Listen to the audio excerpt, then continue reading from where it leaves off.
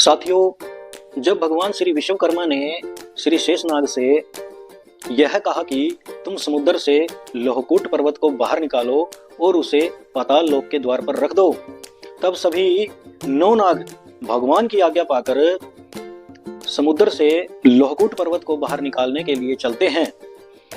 श्री शेषनाग, अनंतनाग, वासुकीनाग, कंबल, पद्मनाग, धृतराष्ट्र, शंखपाल, तक्षक तथा कालिया, यह सभी शक्तिशाली 9 नाग तत्काल लोहकूट पर्वत को लाने के लिए समुद्र में पहुंचते हैं।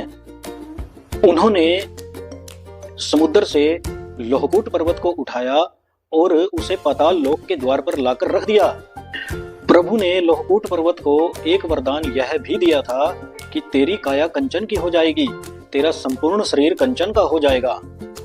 और भगवान का वह वरदान इस प्रकार फलित हुआ कि जब यह 9 नाग इस लोहकूट पर्वत को उठाकर समुद्र से बाहर निकाल रहे थे तो उनके मस्तक बार बार लोहकूट पर्वत से टकराते थे और इन सभी 9 नागों के मस्तक में मणियां थी।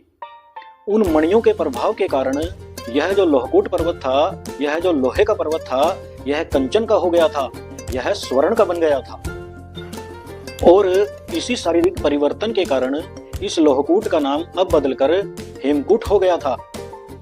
जो यह लोहकूट पर्वत था, इसी का नाम अब हेमकूट पड़ा था।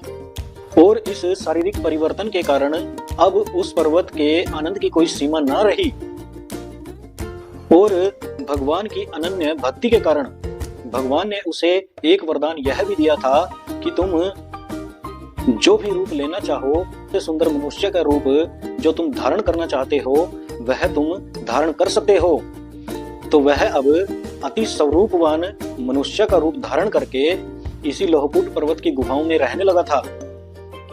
हेमकूट जो था अब वह मनुष्य का रूप धारण करके इसी हेमकूट पर्वत की गुफाओं में रहता था। और जहां पर लोहकूट पर्वत की भी सारी समस्याएं हल हो गई थी, वहीं पर अब नागों की भी सारी समस्याएं हल हो गई थी। अब यह जो हेमकूट पर्वत था, यह स्वर्ण का बन गया था। इसकी चमक के कारण यह दिन में भी और रात में भी चमकता था, जिससे अब सभी नाग अपना रास्ता नहीं भूलते थे, अपना मार्ग नहीं भूलते थे। वह स्वतः ही अपने पाताल लोक में लौट आते थे।